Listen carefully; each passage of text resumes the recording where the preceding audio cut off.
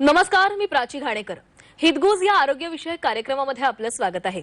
आज आपण अतिशय महत्त्वाच्या आजाराबाबत तज्ञ डॉक्टरांसोबत चर्चा करणार आहोत आणि आजचा आपला विषय आहे कर्करोगाबाबत सर्व काही. ज्याविषयी मार्गदर्शन करण्यासाठी कार्यक्रमामध्ये सहभागी झालेले आहेत तज्ञ doctor Ashish Bangar. Doctor sir, तुमचं खूप खूप स्वागत आहे झी 24 तासमध्ये. आणि आता सुरुवातीलाच मी सरांचा डॉक्टरांचा परिचय करून देते. डॉक्टर आशिष बांगर हे पुण्यातील प्रसिद्ध कन्सल्टंट सर्जिकल ऑन्कोलॉजिस्ट आहेत. कॅन्सर केअर क्षेत्रामध्ये त्यांना तब्बल 10 वर्षांहून अधिक अनुभव आहे. डॉक्टर स्त्रीरोग, अंडाशय अशा विविध शस्त्रक्रियांमध्ये पारंगत आहेत. सध्या मेडिकवर हॉस्पिटलमध्ये ते रुग्णसेवा देतात. पिंपरी चिंचवडमधील क्रिस्टल ऑन्कोकेअर कॅन्सर सेंटरचे ते संस्थापक आहेत. MBBS, MS अशा वैद्यकीय क्षेत्रातील उच्च पदवी त्यांनी संपादित केलेल्या आहेत. DRNB इन सर्जिकल ऑन्कोलॉजी ही पदवी आणि fellowship in minimum access surgery सुद्धा त्यांनी संपादित केलेली आहे. सर HN रिलायन्स फाउंडेशन हॉस्पिटलमधून त्यांनी वैद्यकीय शिक्षण घेतलंय. Best doctors of Maharashtra Pune 2025 अशा विविध पुरस्कारांनी त्यांना आजवर गौरवण्यात आले. कर्करोगाचं लवकर निदान व्हावं आणि लवकर उपचार मिळावे यासाठी ते वारंवार लोकांना प्रोत्साहित करतात. आणि पुन्हा एकदा डॉक्टर, तुमचं स्वागत आहे. आणि आपण प्रश्नांना सुरुवात करणार आहोत. डॉक्टर, सुरुवातीचाच माझा प्रश्न आहे, कॅन्सर कसा होतो आणि कॅन्सर होण्याची लक्षणं, नेमकी कारणं काय असतात? कॅन्सर होण्याचे मूळ कारणे जे आहेत ते 2 प्रकारामध्ये विभागले जातात. उदाहरणार्थ उपचारासाठी ज्यावेळेस लक्षणांमध्ये ज्यावेळेस आपण पाहतो की मॉडिफायबल आणि नॉन मॉडिफायबल असे 2 प्रकार असतात. तर नॉन मॉडिफायबल मध्ये जे असतात ते शरीर रचनेशी संबंधित असतात. उदाहरणार्थ तुमचं वय वाढणे किंवा इनहेरिटेड जीन्स मध्ये डिफेक्ट असणे. वय वाढले तर कॅन्सरची रिस्क तेवढीच वाढते. पण जे बदलण्यासारखे असतात, ज्याला आपण मॉडिफायबल रिस्क फॅक्टर म्हणतो, त्यामध्ये तुमची जीवनशैली झाली, त्यानंतर तुमचे व्यसनं झाले, टोबॅको किंवा अल्कोहोलचा यूज. टोबॅको आणि अल्कोहोलच्या यूजमुळे जवळपास भारतामध्ये 13 ते 15% कॅन्सरची रिस्क वाढते. आणि तुम्हाला जाणून आश्चर्य वाटेल की व्हायरसेस म्हणजे इन्फेक्शन्समुळे जवळपास भारतामध्ये 30% कॅन्सरची रिस्क वाढते. डॉक्टर, तुम्ही कारणं सांगितलीत की कोणत्या कारणांमुळे कॅन्सर होऊ शकतो, पण सुरुवातीला अशी कोणती लक्षणं आहेत जी सुरुवातीला दिसतात मात्र लोक त्याच्याकडे दुर्लक्ष करतात? कॅन्सरचं एक विशेष लक्षण आहे जे की वाईट गुणधर्म आहे की दुखणं म्हणजे पेन होत नाही सुरुवातीच्या काळामध्ये. सुरुवातीला छोटी गाठ दिसते किंवा एखादी तोंडामध्ये जखम येते, पण ती त्रास देत नाही. शेवटच्या टप्प्याला गेल्यानंतर 3ऱ्या किंवा 4थ्या स्टेजला गेल्यानंतर ती त्रास द्यायला लागते. सुरुवातीला ती कडक असते, ती वाढते. त्यानंतर अंगावरून पाणी जाणं, विशेषतः मासिक पाळी बंद झाल्यानंतर सुद्धा अंगावरून रक्त जाणे किंवा पांढरा स्त्राव जाणे, किंवा एखादा मोल आहे तो मोल हळूहळू वाढणे किंवा त्याच्यामध्ये खाज होणे, हे सुरुवातीचे लक्षण आहेत. पण शेवटच्या टप्प्याला जसे जातात तसे त्यामध्ये पोट फुगणे किंवा पोट फुगून श्वास घेण्यासाठी त्रास होणे, वजन कमी होणे, हे सगळे शेवटच्या टप्प्यात लक्षणे येतात. डॉक्टर, गेल्या काही वर्षांमध्ये कॅन्सरवर अनेक उपचार आलेले आहेत, मात्र दिवसागणिक कॅन्सर होण्याचं प्रमाण वाढतच चाललेलं आहे. मात्र जर कॅन्सर होणं टाळायचं असेल तर ते शक्य आहे का आणि कसं? येस, तुम्ही अगदी बरोबर बोललात की जवळपास 9 पैकी एका व्यक्तीला जगभरामध्ये किंवा भारतामध्ये कॅन्सरचा रिस्क असते लाईफ टाईम मध्ये होण्याची. सो हे प्रमाण एवढं वाढलेलं आहे, पण तेवढंच सोपं आहे त्याला प्रिव्हेंट करणं.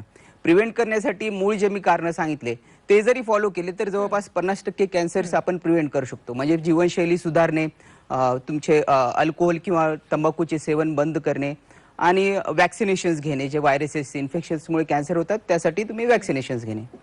डॉक्टर, तुम्ही जर सांगताय त्याप्रमाणे जर उपचार केले तर 50% जे रुग्ण आहेत 50%पर्यंतचे ते प्रिव्हेंट होऊ शकतात, बरे होऊ शकतात, कॅन्सर टाळला जाऊ शकतो. मात्र जे 50% इतर रुग्ण आहेत, म्हणजे जे टाळलं जाऊ शकत नाही, अशा रुग्णांवर कशा पद्धतीने मग उपचार केले जातात? त्यासाठी अर्ली स्टेजमध्ये डिटेक्ट करणं हा खूप महत्त्वाचा उपाय आहे. जवळपास त्यातलेही जे 50% बदले 90% कॅन्सर्स अर्ली स्टेजमध्ये डिटेक्ट होऊ शकतात.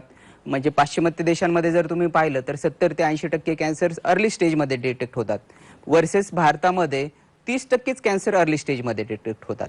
याचे कारण काय आहेत? अर्ली स्टेजमध्ये डिटेक्ट होण्यासाठी स्क्रीनिंग टेस्ट वापरल्या जात नाहीत किंवा कमी प्रमाणात भारतामध्ये वापरल्या जातात. लोकांमध्ये अवेअरनेस नाहीये की हे सगळे मी जे लक्षणं सांगितले त्याबद्दल अवेअरनेसच खूप कमी आहे. तर या गोष्टी आणि लवकरात लवकर फास्ट ट्रॅक टेस्ट करणं पण खूप तेवढंच महत्त्वाचं आहे.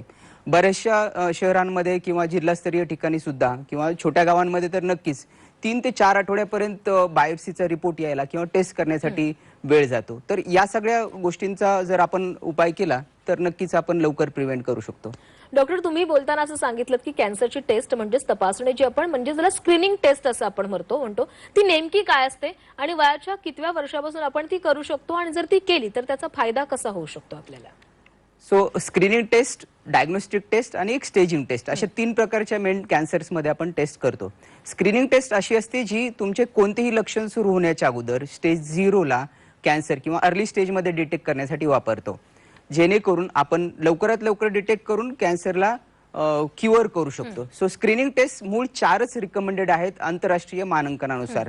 त्या म्हणजे स्तनाच्या कॅन्सरच्या स्क्रीनिंगसाठी डिजिटल एक्स-रे मॅमोग्राफी, दुसरी आहे गर्भाशयाच्या तोंडाच्या कॅन्सरच्या स्क्रीनिंगसाठी that is सर्व्हिक्सच्या कॅन्सरच्या स्क्रीनिंगसाठी Pap smear taste, आणि तिसरी आहे कोलोरेक्टल कॅन्सरच्या स्क्रीनिंगसाठी आपण फिकल ऑक्युल ब्लड टेस्ट म्हणजे विष्टाशयामधील ब्लडचं प्रमाण आणि त्यानुसारच आपण कोलोनोस्कोपी.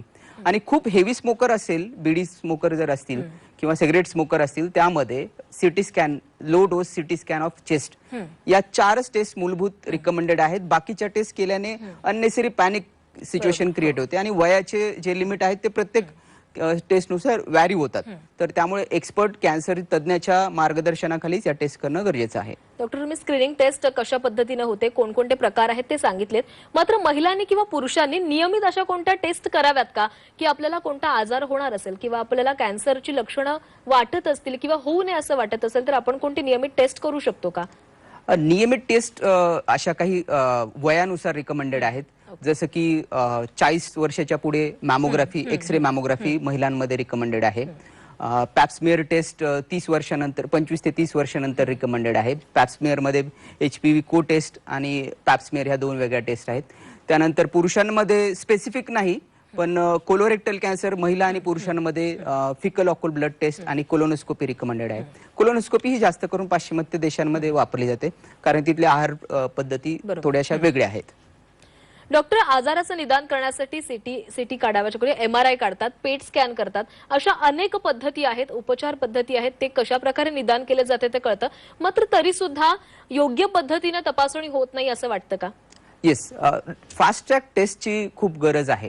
मी मेडिकल हॉस्पिटलमध्ये जॉईन आहे आणि COC कॅन्सर सेंटरमध्ये आम्ही अशी एक प्रणाली अवलंबिली आहे की गावाकडे किंवा बऱ्याचशा जिल्हा ठिकाणी, छोट्या शहरांमध्ये या टेस्ट इझिली अवेलेबल नाहीये. तर आम्ही या प्रणालीमध्ये काय करतो, जर सकाळी जर पेशंट आपल्याकडे पोहोचला असेल तर त्यात त्यांना आपण बायोप्सी करतो, त्यानंतर दुपारी स्कॅन्स करतो आणि संध्याकाळपर्यंत आपण त्या टेस्टचा रिपोर्टही पेशंटला देतो. आम्ही त्यामध्ये मल्टीडिसिप्लिनरी ट्युमर बोर्ड म्हणजेच मेडिकल ऑन्कोलॉजिस्ट, रेडिएशन ऑन्कोलॉजिस्ट आणि कॅन्सर सर्जन, आम्ही हे 3ही स्पेशल डॉक्टर मिळून त्या टेस्ट इंटरप्रेट करतो आणि त्या पेशंटला तिथे मार्गदर्शन करतो की योग्य पद्धतीने काय ट्रीटमेंट गेली पाहिजे आणि नेक्स्ट डेलाच आपण त्याबद्दल ट्रीटमेंट स्टार्ट करू शकतो.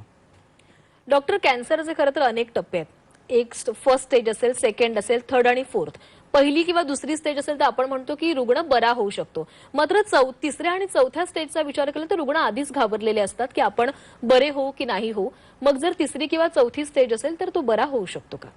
येस, डेफिनेटली स्टेज 3 मध्ये तर नीट होऊ शकतो, बरा होऊ शकतो, पण त्यामध्ये बऱ्याचशा मोडॅलिटी ट्रीटमेंटच्या वाढतात. कॅन्सरची सर्जरी करावी लागते किंवा केमोथेरपी किंवा रेडिएशन, मल्टीमोडल ट्रीटमेंट वाढते आणि त्याच्यानुसार एक्सपेक्टन्सी, लाईफ एक्सपेक्टन्सी किंवा क्युअर रेट थोडासा कमी होतं, पण डेफिनेटली क्युरेबल आहेत. लेस दॅन 50% क्युरेबल आहेत.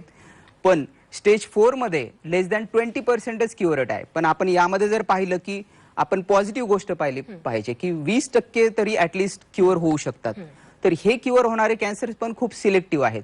उदाहरणार्थ पोटात पसरलेले कॅन्सर्स जे आहेत ते पण क्युरेबल आहेत, पण खूप सिलेक्टिव्हली त्यामध्ये आपल्याला सिलेक्ट करणं गरजेचं आहे आणि तेवढेच कॅन्सर क्युअर होऊ शकतात. डॉक्टर, तुम्ही स्वतः पोटाच्या कॅन्सरचे म्हणजेच पेरिटोनियल कॅन्सरचे स्पेशलिस्ट आहात. आता हा कॅन्सर म्हणजे नेमका काय आणि तो कसा तुम्ही शोधता? सो पोट, छाती, आपले हे जे अवयव आहेत म्हणजे मेन विभागले झालेले आपलं शरीर जे आहे त्यामध्ये पोट आहे. पोटाला एक आवरण असते आणि त्यामध्ये मल्टिपल ऑर्गन्स असतात. अनेक अवयवांमध्ये कॅन्सर होऊ शकतो. उदाहरणार्थ ओव्हरीमध्ये किंवा अपेंडिक्समध्ये कॅन्सर होऊ शकतो. तो कॅन्सर पोटामध्येच पसरणे पण त्याच्या आवरणामध्येच लिमिटेड राहणं याला आपण पेरिटोनियल कार्सिनोमॅटोसिस म्हणतो किंवा पेरिटोनियमशी लिमिटेड असलेला कॅन्सर म्हणतो. तर यातले काही सिलेक्टिव्ह, यातले अपेंडिक्सचे म्युसिनस कॅन्सर आहेत किंवा ओव्हरीचे कॅन्सर्स आहेत किंवा खूप निवडक असे कोलॉन आणि स्टमकचे कॅन्सर्स जे पेरिटोनियम मध्ये पसरतात, पण त्यांची टेंडन्सी ही पेरिटोनियमच्या बाहेर न जाण्याची असते. त्यामुळे आपण त्याला क्युरेटिव्ह इंटेन्शनने सर्जरी करून, ज्याला आपण सायटोरेडक्टिव्ह सर्जरी म्हणतो, ही सर्जरी आणि बाकी किमोथेरपी, जी लिमिटेड डोस ऑफ किमोथेरपी देऊन आपण या पेशंट्सला नक्कीच बरे करू शकतो. डॉक्टर, पोटामध्ये पसरलेले कोणकोणते आजार असतात त्यांची तुम्ही नावं सांगितलीत. मग असे कोणते जे कॅन्सर्स आहेत पोटामध्ये पसरले ते नियंत्रणामध्ये येऊ शकतात? जे मी सांगितले आता त्याप्रमाणेच अपेंडिक्सचे म्युसिनस कॅन्सर्स आहेत, अपेंडिक्सचे ॲडेनोकार्सिनोमा पण आहे, त्यानंतर न्यूरोएंडोक्राइन ट्युमर्स ऑफ अपेंडिक्स आहे, जे लिमिटेड ज्यांची बायोलॉजी मूळतः आपल्याला समजून घेणं गरजेचं आहे की ते पोटामध्ये एका आवरणामध्ये विशिष्ट नियंत्रणात राहतात, ते बाहेर जात नाहीत. जर बायोलॉजी ज्याला म्हणतो आपण ती चांगली असेल तर नक्कीच आपण हे जे मी नमूद केलेले कॅन्सर्स आहेत, ओव्हरीचा कॅन्सर, अपेंडिक्सचे म्युसिनस कॅन्सर्स, त्यानंतर सिलेक्टेड म्हणजे खूप कमी प्रमाणातले स्टमक कॅन्सर आणि कोलोरेक्टल कॅन्सर्स, याचा आपण सायटोरेडक्टिव्ह सर्जरी आणि किमोथेरपी आणि एसओएस इफ नीडेड हायपेक थेरपीने सुद्धा आपण ट्रीटमेंट करू शकतो. डॉक्टर, पोटाचा कर्करोग बरा करायचा असेल तर आपण सीआरएस म्हणजेच सायटोडक्टिव्ह सर्जरी केली जाते. मग ही सर्जरी नेमकी कशी केली जाते, ती काय आहे आणि त्याचा फायदा रुग्णांना कसा होतो? सो याचं उदाहरण दिलं गेलं तर ओव्हरीच्या कॅन्सरमध्ये ज्यावेळेस तो गर्भाशयामध्ये पसरतो किंवा आजूबाजूच्या अवयवांमध्ये पसरतो, ओमेंटम जी चरबीची पडदा असतो किंवा पोटाचं आवरण आहे त्यामध्ये ज्यावेळेस पसरतो त्यावेळेस आपण त्याला सायटोरेडक्टिव्ह सर्जरी करतो. मूळतः जर ओव्हरीचा कॅन्सर आपल्याला समजणं हे खूप डिफिकल्ट असतं, कारण फक्त सूज आली तर तो कॅन्सर आहे की नाही हे लक्षात येणं खूप डिफिकल्ट आहे.